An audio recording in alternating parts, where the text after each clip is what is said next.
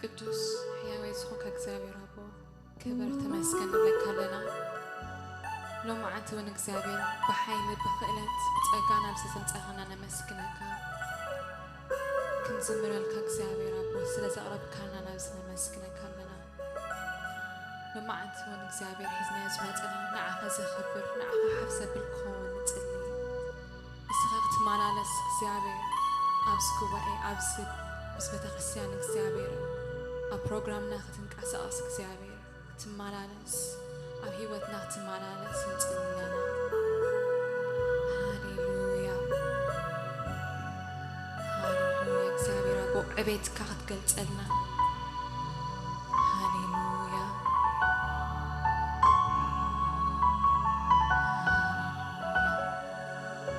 ሰማይን ሰማያትን ዝፈጠረ እግዚአብሔር አቦ ቃልካ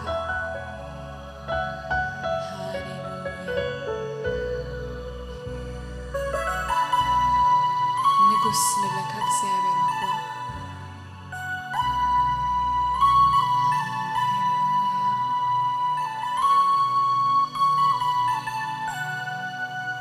ደጋጊምና ንጽዋዕካ እግዚአብሔር አቦ ንስኻ ብዚ ክትመጽእ ክትመላለስ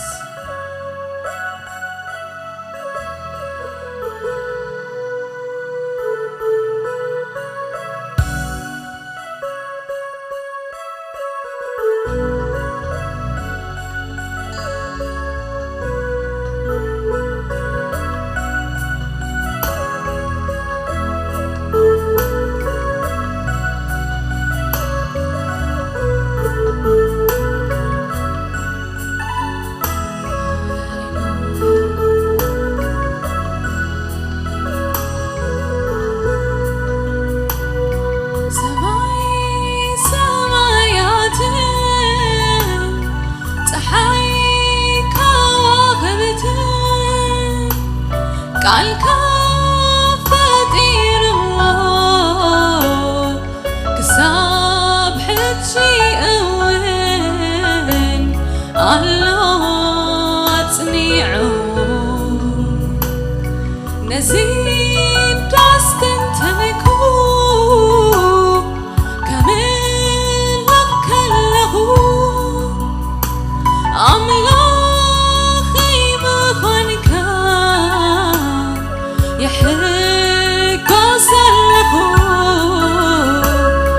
يحبن سماي سماي سماياتن صحاي كواكبتن قالك فطيرو كساب حجي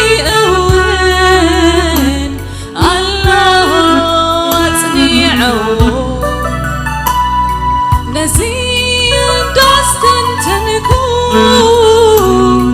كملك كلخو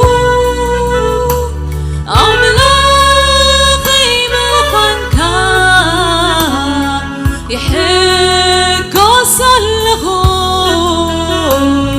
يحبن علخو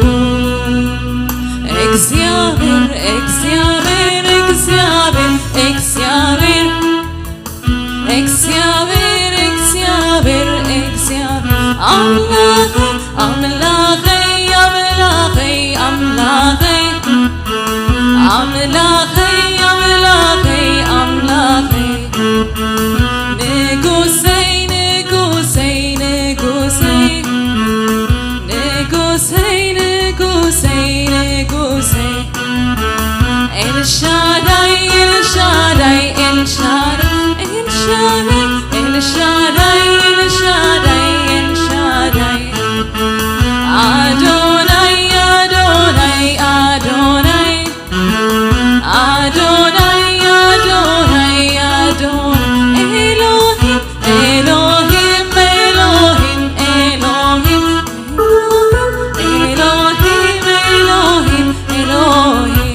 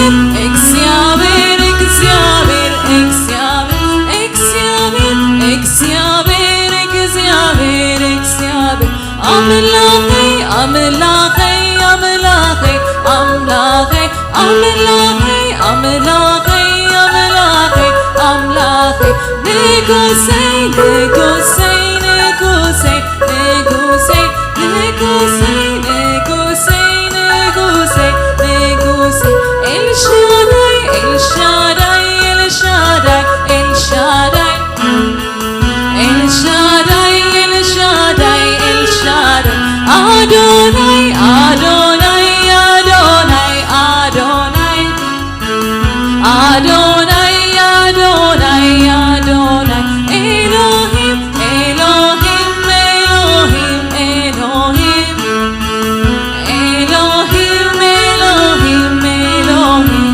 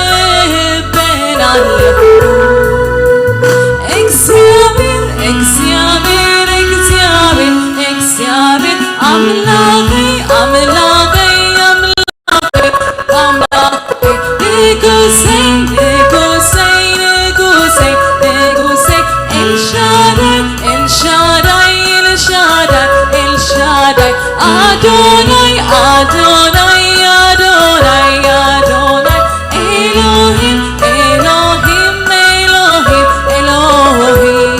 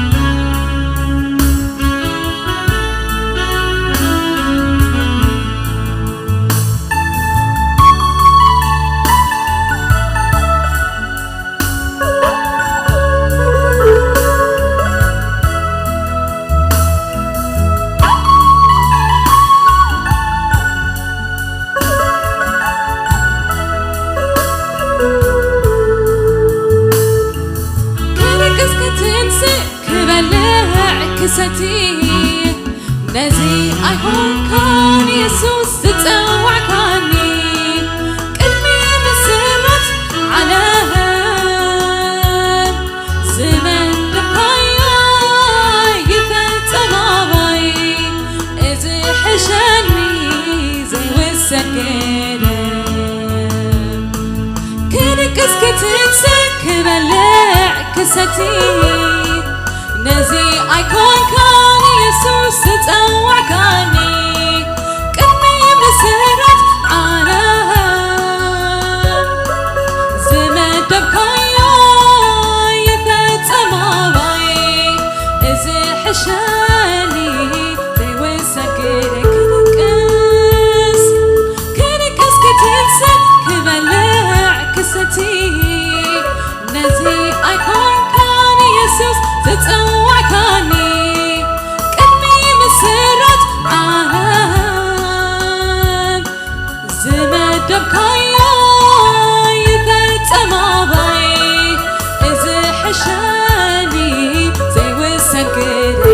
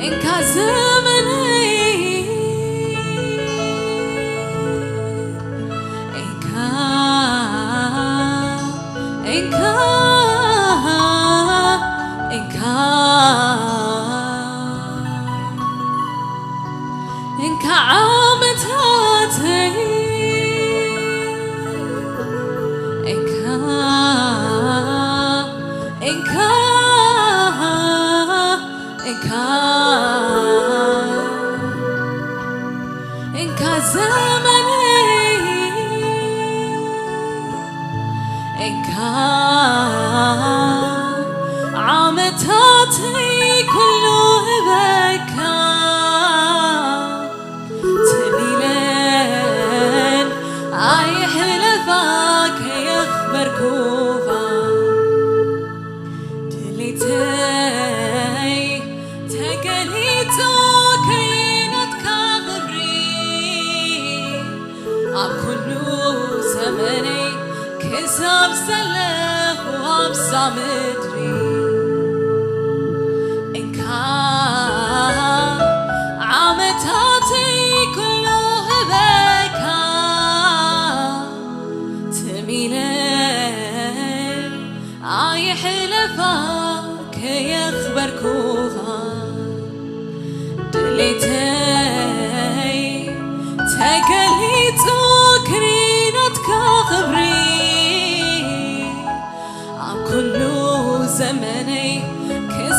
زله وابزا مدري دليتي تقليتو كرينتك خبري كل زمني كسب زله وابزا مدري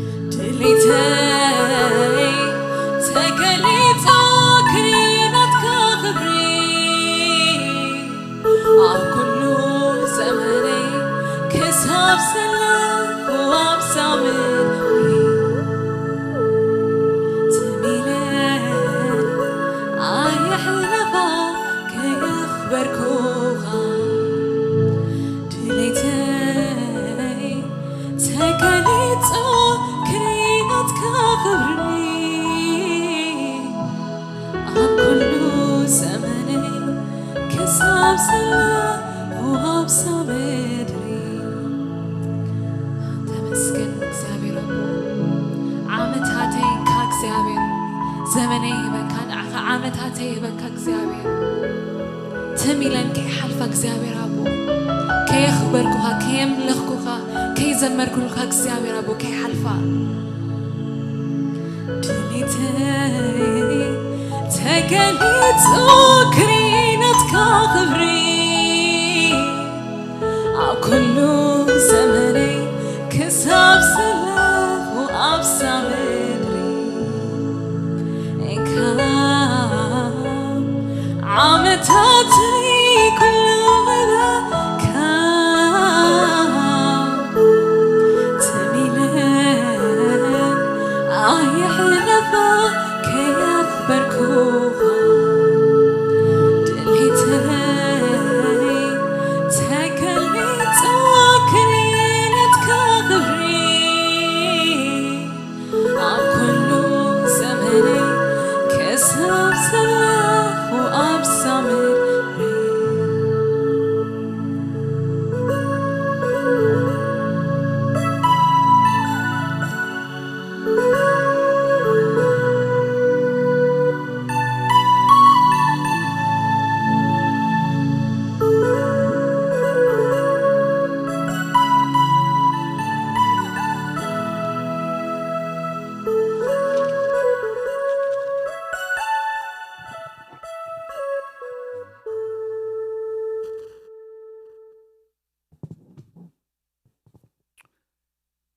እግዚአብሔር መስገን እግዚአብሔር ነዛ ዕድል ስለዳሃበና አምላኽ መስግን ከመውን መዛሙራን አምላኽ ጸጉ ይብዛሕልኩም ኣዝዩ ዘገርም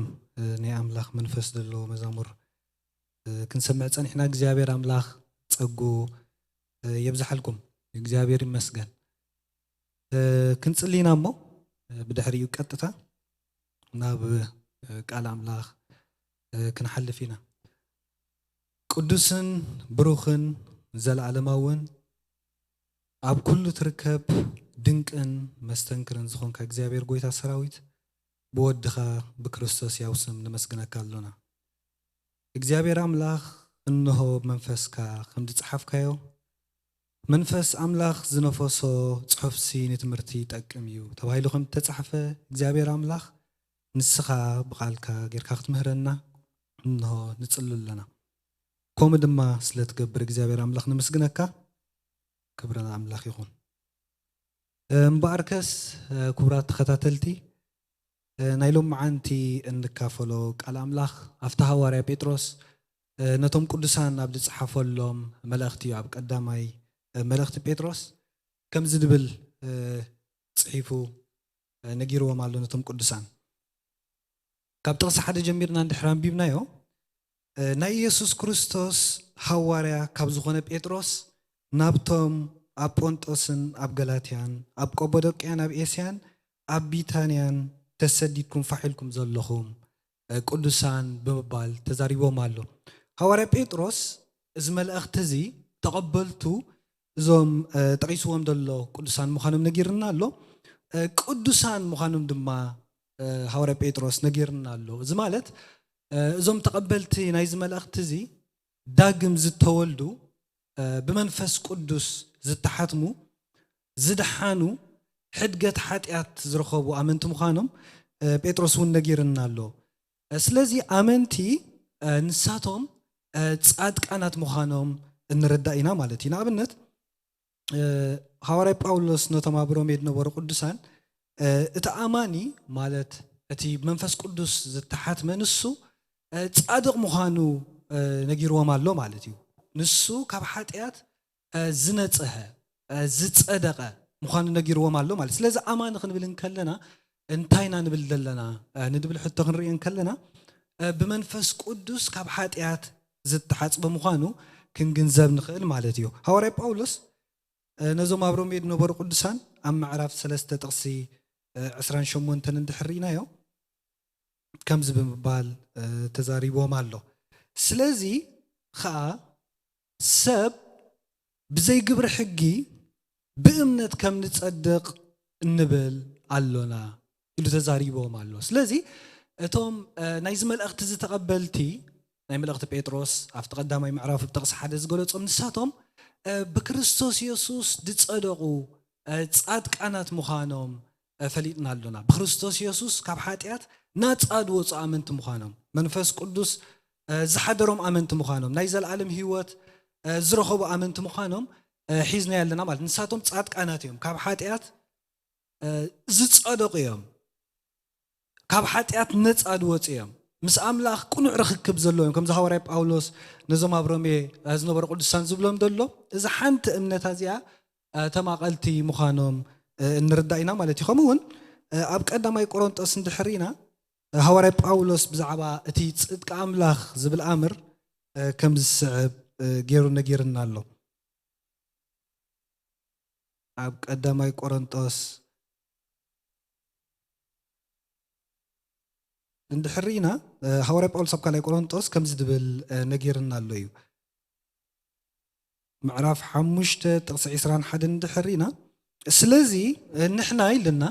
ሐዋርያ ጳውሎስ ብዛዕባ ገዛ ርእሱን ብዛዕባ እቲ ተቐበልቲ ናይዚ መልእኽትን ይዛረብ ዘሎ ስለዚ ንሕና ኣብ ክንዲ ክርስቶስ ልኡኻት ኢና እሞ ኣምላኽ በኣና ገይሩ ይምዕዳ ኣሎ ንሕና ብጽድቂ ኣምላኽ ምእንቲ ክንከውን ነቲ ሓጢአት ዘይፈለጠ ክንዳና ሓጢአት ገበሮ ምስ ኣምላኽ ተዓረቑ እናበልና ኣብ ክንዲ ክርስቶስ ኮይና ንልምነኩም ኣለና ብምባል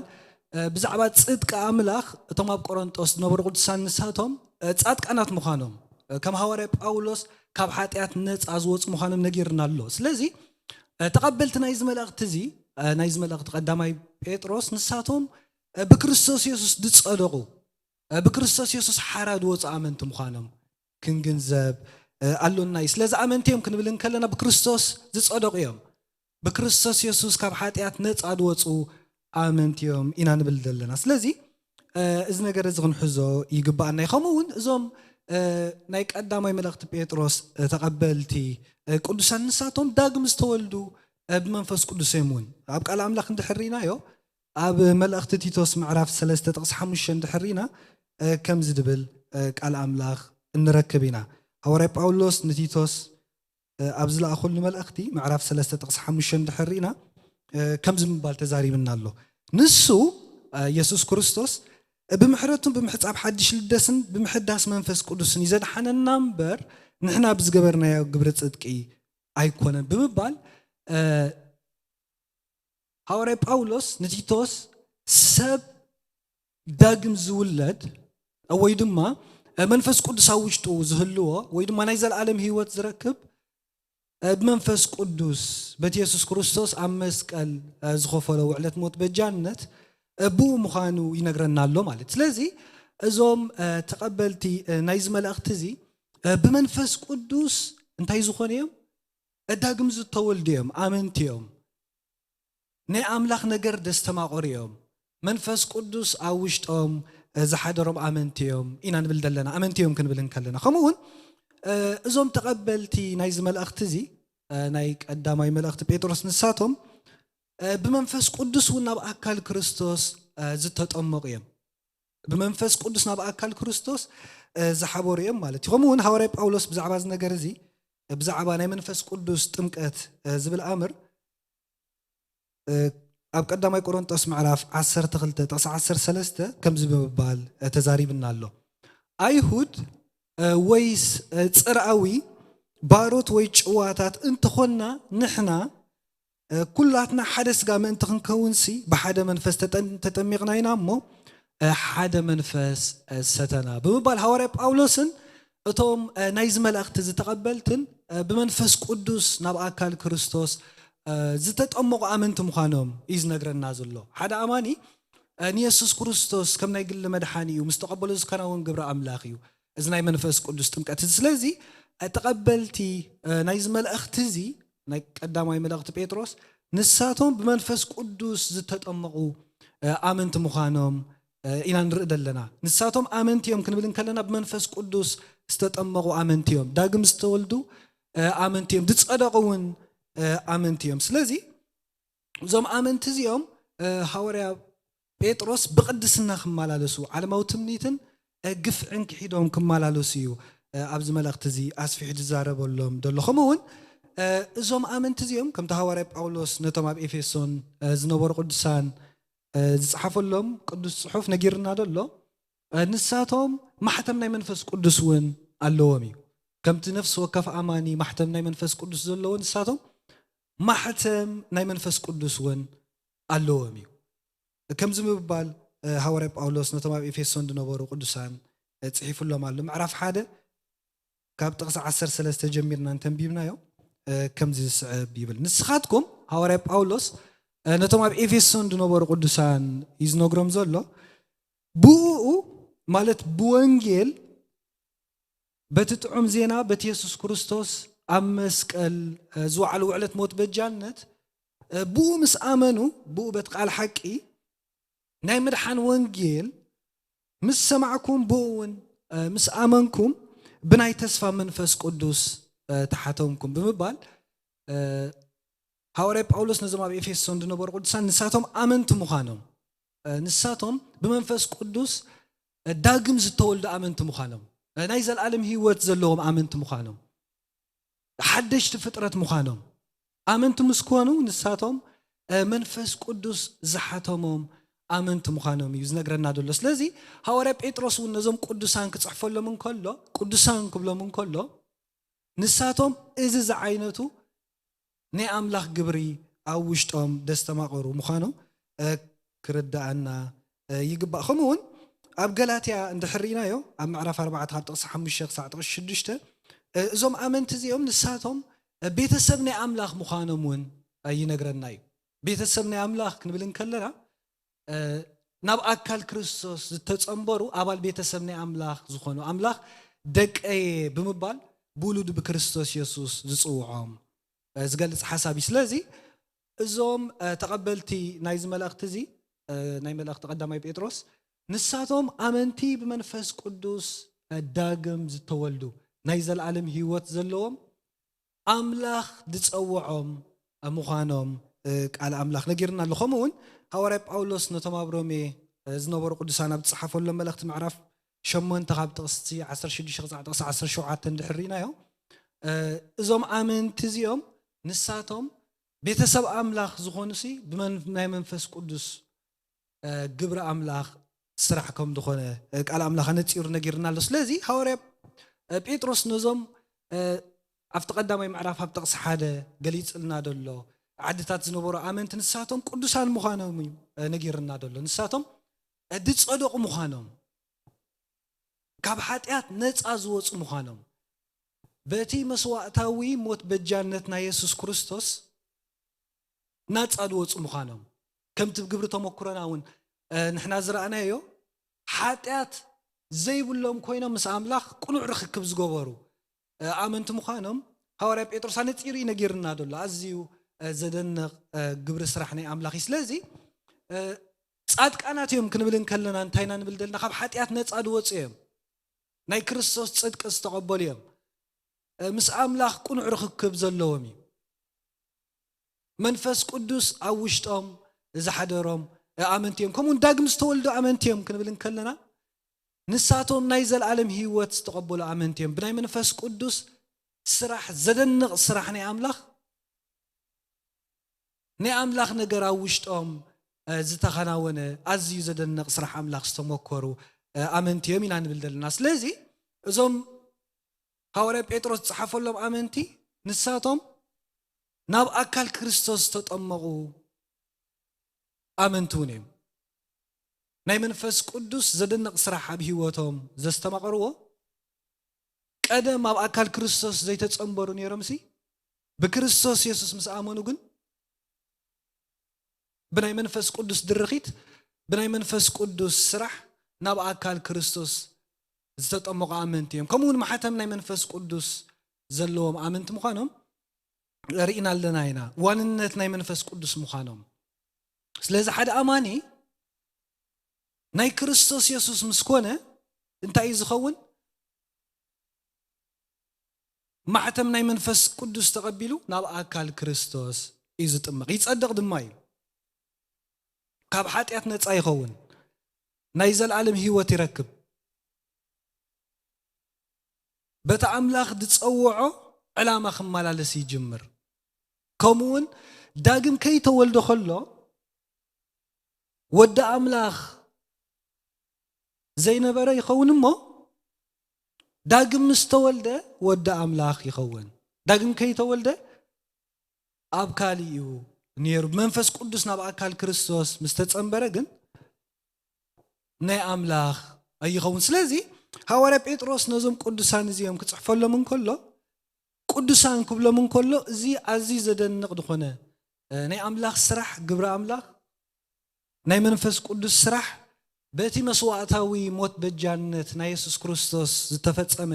ዘደንቕ ስራሕ አምላኽ ደስተማቆር እዮም ነይሮም ዝተመከሩ እዮም ነይሮም ስለዚ ነዞም አመንቲ እዚኦም እዩ ዓለማዊ ትምኒትን ግፍዕን ክሒትኩም ብቅድስና ተመላለሱ ዝብሎም ማለት እዩ ከምኡውን ሐዋርያ ጴጥሮስ ነዛ መልእክቲ እዚኣ ክፅሕፋ ከሎ ሰለስተ ዓበይቲ ነጥብታት ኣርዩ ፅሒፍዋ ደሎ ተቀዳማይ እዞም አመንቲ እዚኦም ብመከራ ይሓልፉ ነይሮም እዮም ኣብቲ ግዜ እቲ ኣዝዩ ብዘገርም ዝኾነ መከራ ይሓልፉ ነይሮም እዮም በዚ መከራ እዚ ከይሰናኸሉ ነቲ ዝተፀውዕሉ ፅዋዓ ብቑዓት ኮይኖም ክመላለሱ በቲ አምላኽ ዝኣዘዞም ኣዝዩ ዘደንቕ ትእዛዝ እናተመላለሱ ንክርስቶስ ከኽብሩ ከም ዘለዎም በቲ ዝተፀውዕዎ ፅዋዓ ክመላለሱ ከም ዘለዎም መከራ ከፍርሆም ከም ደይብሉ ብመከራ እናሓለፉ ንኣምላኽ ከኽብርዎ ከም ዘለዎም ነዚ ነገር እዚ ንምንጋር እዩ ፅሒፍዎ እዚ መልእኽቲ እዚ ከምኡውን ብቅድስና ክመላለሱ እቲ ቅድስና ድብል ቃል ነቲ ምፍላይ ድብል ቃል ሓዚሉ እዩ ድወፍር ስለዚ ብቅድስና ተመላለሱ ክብሎም እንከሎ ተፈልይኹም በቲ አምላኽ ዝፅዋዓኩም ፅዋዓ ብኡ ተመላለሱ ኣምላኽ ፀዊዕኩም እሞ ብወንጌል ገይሩ ፀዊዕኩም እሞ ነቲ ወንጌል እውን ተቐቢልኩምሞ ኣብ ህይወትኩም ዓዩ በትፍሉይ ምግላህ ናይ እግዚኣብሔር ተፀዊዕኩም ኢኹም እሞ ንዑ ተቐቢልኩምሞ ንስኻትኩም ካብ ሓጢኣት ነፃ ወፂኹም ኢኹም ብክርስቶስ ኢየሱስ ሓራ ወፂኹም ኢኹም ምስ ኣምላኽ ቁኑዕ ርክክብ ገይርኩም ኢኹም ናይ መንፈስ ቅዱስ ነገር ኣብ ውሽጥኩም ኣትዩስ ይዓይሎ እሞ ነዚ ነገር እዚ እናሰዓብኩም ብቅድስና ተመላለሱ ኢሉ ሃዋርያ ጴጥሮስ ነዞም ቅዱሳን እውን ንኽነግሮም እዩ መልእኽቲ እዚ ፅሒፎ ማለት እዩ ንክርስቶስ እውን ክመስሉ ከም ዘለዎም ብኩሉ ነገሮም ንኣምላኽ ኣኽቢሮም ክሓልፉ ከም ዘለዎም እዩ ሃዋርያ ጴጥሮስ ነዞም ቅዱሳን እዚኦም ፅሒፍልና ደሎ ማለት እዩ ካብ ጥቕሲ 8 ጀሚርና እንድሕር አንቢብናዮም ኣብ ቀዳማይ ጴጥሮስ ምዕራፍ 3 ካብ ጥቕሲ 8 ከምዚ ብምባል ተዛሪቦም ኣሎ ነዞም ቅዱሳን እምበኣርሲ ብስምምዕ ንበሩ ተደናገፅቲ ፍቅሪ ኣሕዋት ዘለዎም ለዋሃት ትሑታት ኩኑ ብምባል እዩ ጥቕሲ 8 ጀሚሩ ደሎ ሃዋርያ ጴጥሮስ ነዚ ነገር እዚ ክፅሕፎ ከሎ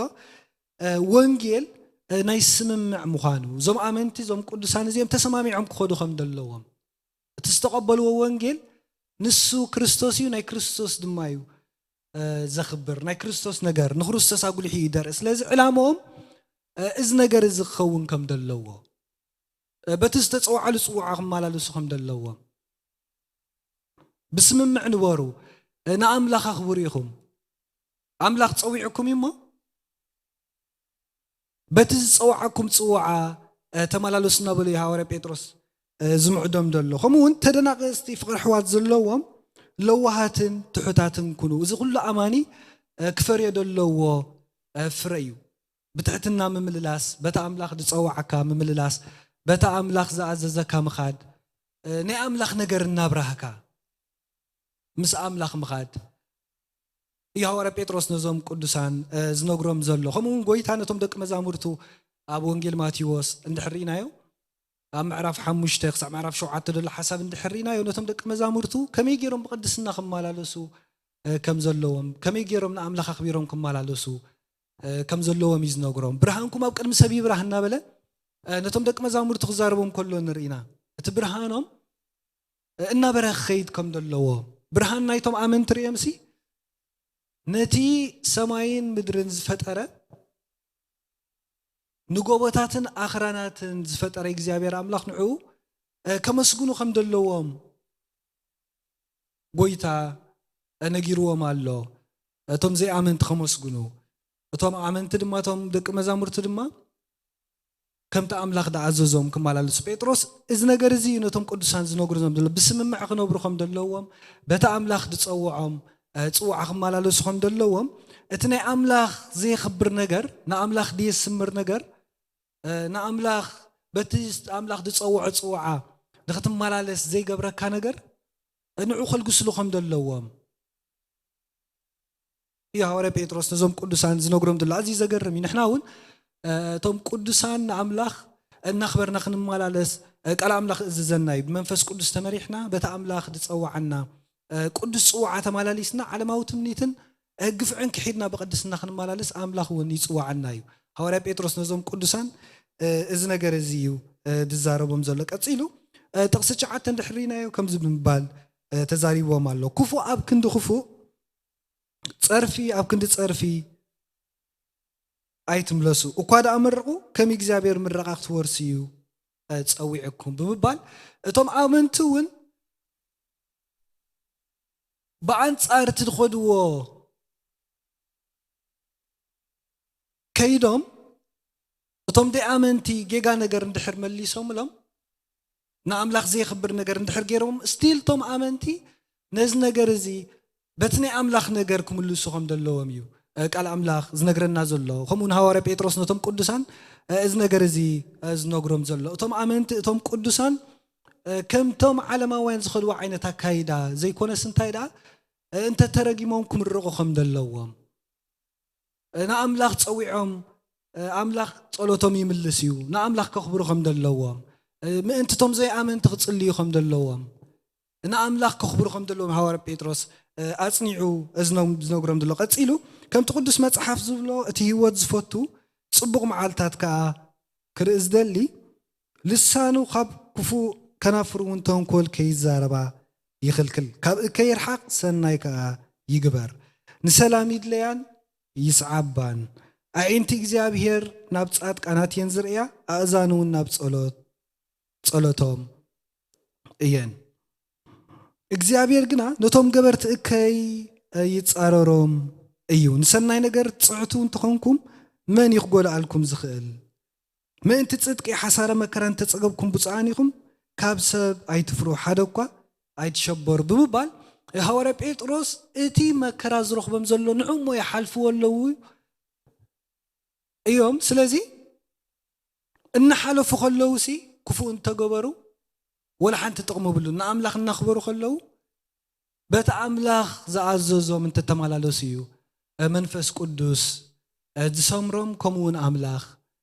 ዝርዮም ስለዚ ሐዋርያ ጴጥሮስ ነዞም ቅዱሳን እንታይ ዝብሎም ዘሎ እንድሕር ኢልና ከምቶም ዘይኣመንቲ ዝመላለስዎ ከይመላለሱ መከራ እኳ እንተረኸቦም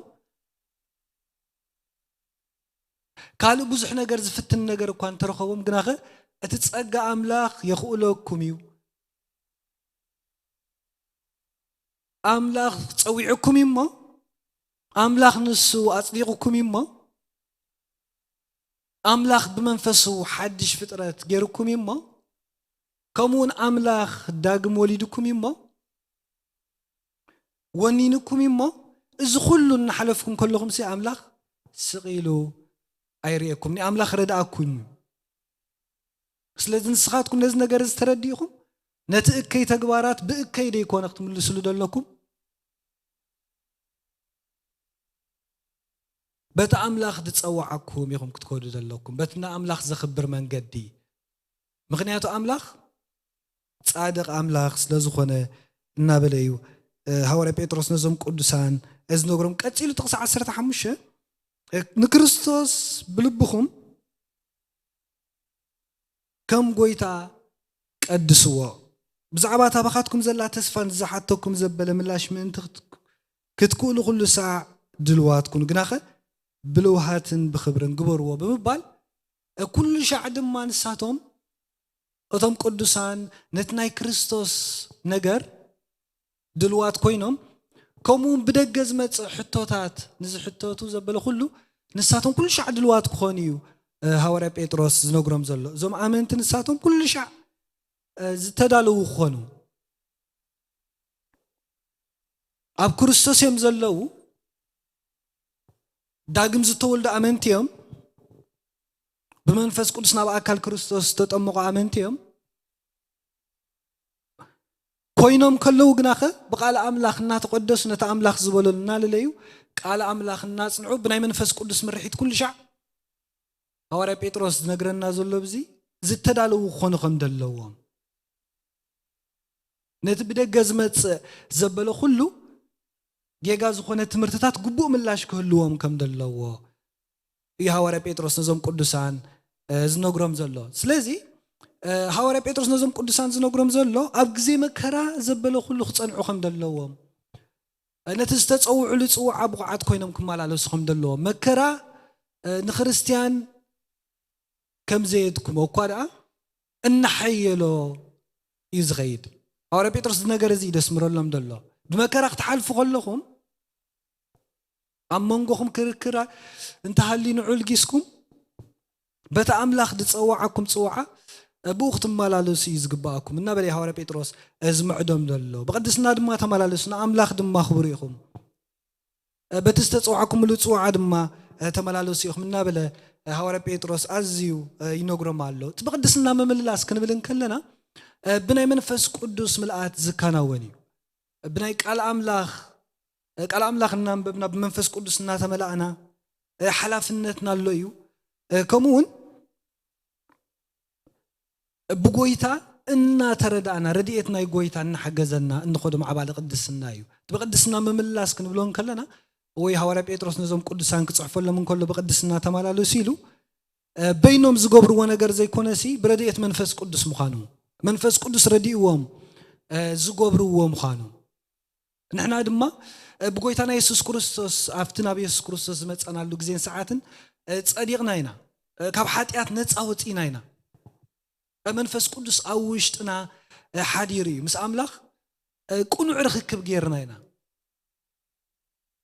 ልክዕ ከምዞም ቅዱሳን እዚኦም እውን ስለዚ ሐዋርያ ጴጥሮስ ሕዋትና ካልኦት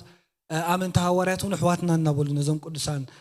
ፀዊዖም ደሎ ምክንያቱ ተሓንቲ እምነት እዮም ተቀቢሎም ኩላቶም ንሕና እውን ተሓንቲ እምነት ኢና ተቀቢልና ብክርስቶስ ኢየሱስ ጸዲቕና ኢና ብክርስቶስ ኢየሱስ ዳግም ተወሊድና ኢና በት መስዋዕታዊ ሞት በጃነትና ኢየሱስ ክርስቶስ ከምኡ ናይ ዘላለም ህይወት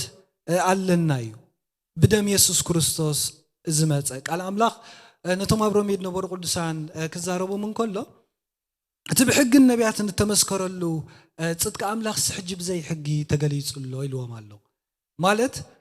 ጽድቂ ኣምላኽ ብምእማን ብኢየሱስ ክርስቶስ ነቶም ደኣምኑ ንኹላቶም እዩ በዚ ድማ ሌላን ጉሌላን የለን ኩሎም ኣሚኖም ኩሎም ሓጢኦም ክብሪ ኣምላኽ ሲኢኖም እዮም በቲ ብክርስቶስ ኢየሱስ ዝርከብ በጃ መሕላፍ ግና ብኸምኡ ብጸጉ ይጸድቁ ኢሉ ቃል ኣምላኽ ነገርና ኣሎ ስለዚ ብክርስቶስ ኢየሱስ ምስ ኣመንና እንታ ኮይንና ኢና ንሕና ምስ ኣምላኽ ቁኑዕ ርክክብ ጌርና ኢና ካብ ሓጢኣት ሓራ ወፂና ኢና መንፈስ ቅዱስ ኣብ ውሽጥና ሓዲር እዩ ሐዋርያ ጳውሎስ ነቶም ኣብ ቆሮንጦስ ዝነበሩ ቅዱሳን ንስኻትኩም ቤት መቅደስ ኣምላኽ ምዃንኩም ዶ ኣይትፈልጡን ኢኹም ኢልዎም ኣሎ መንፈስ ቅዱስ ኣባኹም ከም ዳሓደረ መንፈስ ቅዱስ መሕደሪ ኣባኻትኩም ከም ዝገበረ ናይ ዘለዓለም ህይወት ዝወረስኩም ኣመንቲ ምዃንኩም ዶ ኣይትፈልጡን ኢኹም ኢሉ ነጊርዎም ኣሎ ስለዚ ንሕና መንፈስ ቅዱስ ዝሓደረና ኣመንቲ ኢና ብናይ መንፈስ ቅዱስ ሓይሊ ብናይ መንፈስ ቅዱስ ተረዳእነት ብቅድስና ክንመላለስ ኣምላኽ ፀዊዕና እዩ ሐዋርያ ጴጥሮስ እውን እዚ ነገር እዚ እዩ ዝብሎም ዘሎ ኣብ መንጎኹም ክርክር ወይ ናይ ኣምላኽ ዘይኮነ ኣይሰማዕ ንኣምላኽ ዘይኽብር ዘበለ ኩሉ ኣይሰማዕ ምክንያቱ ንስኻትኩም ናይ መንፈስ ቅዱስ ቤት ኢኹም ንኣምላኽ ዘኽብር ዘበለ ኩሉ ካባኻትኩም ክስማዕ ዝግባእ መንፈስ ቅዱስ እዩ መባኻትኩም ሓዲሩ ደሎ ናይ መንፈስ ቅዱስ ዘበለ ኩሉ ያ ውሽጥኩም ኮይኑ ክፈር ዘሎ ወይ ድብሎም ደሎ ሐዋርያ ጴጥሮስ ነዞም ቅዱሳን ከምኡውን ሐዋርያ ጳውሎስ ነቶም ኣብ ገላትያ ዝነበሩ ቅዱሳን ከምዚ ብምባል ተዛሪቦም ኣሎ ብዛዕባ ፍረ ናይ መንፈስ ቅዱስ ክዛረብ እንከሎ ሓደ ኣማኒ ናይ መንፈስ ቅዱስ ፍረ ክፈሪ ከም ዘለዎ ኣምላኽ ናይ መንፈስ ቅዱስ ፍረ ክንፈሪ ፀዊዕና ከም ደሎ ከምዚ ብምባል ተዛሪቦም ኣሎ ሐዋርያ ጳውሎስ ነቶም ኣብ ገላትያ ዝነበሩ ቅዱሳን እዩ ኣሕዋተየ ንስኻትኩም ንሓርነት ጽዋዓት ኢኹም እሞ ነንሕድሕድኩም ብፍቕሪ ተገዛዝኡ እምበር ነቲ ሓርነት ሲንስጋ ምኽንያት ኣይትግበርዎ ማለት ኩሉ ትሕጊ ብጻይካ ከም ነፍስኻ ፍቅር ብትብል ሓንቲ ቃል ይፍጸም እዩ ነንሕድሕድኩም እንተተናኸስኩም ተበላዕኩም ግና ነንሕድሕድኩም ከይትጣፉ ተጠንቀቁ ኣነስ ብመንፈስ ተመላለሱ እሞ ትምኒት ስጋ ኣይክትፍጽሙን ኢኹም እብለኩም ኣለኹ ስጋ ነቲ ምስ መንፈስ ዝጻረር ይምና ሐዋርያ ጳውሎስ ነዞም ቅዱሳን ኣብ ገላትያ ዝነበሩ ድብሎም ደሎ ብመንፈስ ተመላለሱ እሞ እቲ ትምኒት ስጋ ኣይክትፍጽሙን ኢኹም ምክንያቱ መንፈስ ቅዱስ ኣለኩም እንዲዩ ንስኻትኩም ጸዲቅኩም ኢኹም ናይ ኣምላኽ ነገር ኣብ ውሽጥኩም ኣሎ እዩ ዳግም ዝተወለድኩም ኣመንቲ ኢኹም ናይ ዘለዓለም ህይወት ዝሓስኩም ኣመንቲ ኢኹም ስለዚ ብመንፈስ ቅዱስ ክትመላለሱ ፈትኑ እሞ ብመንፈስ ተመላለሱ እሞ እቲ ትምኒት ስጋ ኣይክትፍጽሙን ኢኹም ምክንያቱ ብመንፈስ ክንመላለስ እንከለና መንፈስ ቅዱስ እናረደአና እና ኣገልገልና ብጸጋና ኢና ንመላለስ ቀፂሉ ስጋነት መንፈስ ዝጻረር ይምነ መንፈሱነት ምስ ስጋ ዝጻረር እዩ ዝምነ ነቲ ትደልይዎ ምእንቲ ከይትገብሩ እዚኣቶም መጻርርቲ እዮም ብመንፈስ እተተመራሕኩም ግና ትሕቲ ሕጊ ኣይኮንኩም እቲ ግብረ ስጋ ጉህድ እዩ ንሱ ከዓ ምንዝር ርክሰት ዕብዳን ኣምልኾ ጣዖት ጥንቆላ ጽልኢ ባእሲ ቅንኢ ቁጣዓ ሻራ ምፍልላይ ዝርግርግ ቅንዓት ቅትለት ስኽራን ጓይላ ከምዚ ዝኣመሰለ ካልእ እውን እዩ እቶም ከምዚ ዝመሰለ ዝገብሩ ንመንግስቲ ኣምላኽ ከምዘይወርስዋ ቅድም ዝበልክዎ ቀዲመ እብል ኣለኹ እቲ ፍረ መንፈስ ግና ፍቕሪ ሓጎስ ዕርቂ ዓቕሊ ልውሃት ሕያውነት እምነት ህድኣት ይኣኽለኒ ምባል ብምባል እቶም ኣብ ገላትያ ዝነበሩ ቅዱሳን እዚ ፍረ ዝኽፈሪኾም ዘለዎም እቲ ናይ መንፈስ ቅዱስ ፍረ ዘበለ ኩሉ ፍቕሪ ብቅድስና ምምላስ ምዃኑ ገሊፁ ነጊርና ኣሎ ከምኡውን እቲ ግብሪ ስጋ ወይ ድማ በቲ ናይ ሓጢኣት ባህሪ እትመላለሶ ፍረ ንኣምላኽ ዘየኽብር ምዃኑ ነጊርና ኣሎ ማለት ስለዚ ሃዋርያ ጴጥሮስ እዚ ነገር እዚ ይድብሎም ዘሎ እቶም ኣመንቲ ክጥንቀቑ ከም ዘለዎም ኣብ መንጎኦም ናይ ኣምላኽ ነገር ክርከብ ከም ዘይብሉ ናይ ኣምላኽ ነገር ዘኽብር ዘበለ ኩሉ ክርከብ ከም ዘይብሉ ኣምላኽ መስዋዕታዊ ሞት በጃነት ሞይቱ ሓራውፂኩም እሞ ኢየሱስ ክርስቶስ ዝሞተ ከምኡን ሃዋርያ ጳውሎስ ነቶም ኣብ ቆሮንቶስ ዝነበሩ ቅዱሳን እዚ ነገር ዝነጊርዎም ኣሎ ኢየሱስ ክርስቶስ ኣብ መስቀል ዝሞተ ንሕና መታን ምእንትኡ ክንነብር ብምባል ነቶም ቅዱሳን ኣነፂሩ ነጊርዎም ኣሎ ስለዚ እዚ ነገር እዚ ተረዲእኩም እዚ ነገር እዚ ሒዝኩም ከምቲ ኣነ ንኣምላኽ ዘኽብሮ ዘለኹ ንኣምላኽ ኣኽብሩ በቲ ዝፀዋዓኩም ፅዋዓ ተመላለሱ ኣምላኽ ዋጋ ከፊሉልኩም እሞ ኣምላኽ ፀዊዑኩም እሞ ነቲ ዝፅዋዓ ዝበቅዕ ፍረ ድማ እናፈረኹም እንበሩ እዩ ዝብሎም ዘሎ ኢየሱስ ክርስቶስ ኣብ መስቀል ሞይትልና እዩ ኢየሱስ ክርስቶስ መስዋዕታዊ ሞት በጃነት ኣብ መስቀል ሞይትልና እዩ ንዓና ክድሕን መታን ንሕና ምስ ኣምላኽ ቁኑዕ ርክክብ መታን ክህልወና መታን ኣነ ምስ ኣምላኽ መታን ክሓብር እዞም ቅዱሳን ሃዋርያ ጴጥሮስ ዝፀሓፈሎምን ንሕናን ሓራድ ወፃናስ በቲ መስዋዕታዊ ሞት በጃነት ናይ ኢየሱስ ክርስቶስ እዩ መንፈስ ቅዱስ ዝሓተመና በቲ ኢየሱስ ክርስቶስ ኣብ መስቀል ዝወዓሎ መስዋዕታዊ ሞት በጃነት ናይ ኢየሱስ ክርስቶስ ኣብ መስቀል ምእንታና ክብል ይሞይቱ ሃዋርያ ጴጥሮስ እውን እዚ ነገር እዚ እዩ ደስተምህር ዘሎ እምበኣርሲ ቃል ኣምላኽ ነጊርና ከም ደሎ ሃዋርያ ጴጥሮስ እውን ነጊርና ከም ደሎ ኣብ ቃሉ ነዞም ቅዱሳን ብቅድስና ክመላለሱ ከም ደለዎም ካብ ንኣምላኽ ዘይኽብር ነገራት ተፈልዮም ከምቲ ኣምላኽ ዝፀውዖም በቲ ኣምላኽ ፅዋዓ ድሃቦም ኣብ ሮሜ ምዕራፍ 12 ተገሊፁና ኣሎ እዩ እቶም ውህበታት ናይ መንፈስ ቅዱስ ከምኡውን ኣብ ቀዳማይ ቆሮንቶስ ከምኡውን